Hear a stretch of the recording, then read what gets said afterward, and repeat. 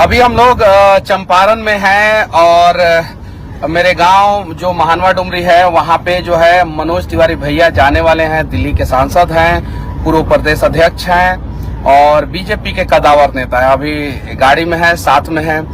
आप चंपारण की धरती पे आ चुके हैं, बिहार में आ चुके हैं, कैसा महसूस कर रहे हैं भैया? नहीं, बहुत अच्छा तो ये लग रहा है कि सड़क वड़क थोड़ा नया बनी है, दिख रही है। हाँ। पहले जो हम आए थे तो ठीक नहीं थी।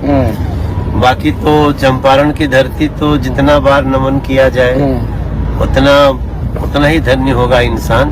रास्ते में लोग रुक रुक के जो है आपसे सेल्फी फोटो हाय कर रहे हैं। जो हम पटना से चले तो हाँ। 3 जगह रास्ते में लोग रोके। हाँ। और पिपरा कोठी में, पिपरिया कोठी ना, पिपरा कोठी में लोग रोते तो सैकड़ों लोगों में बहुत खुशी है। हमारा कॉज है।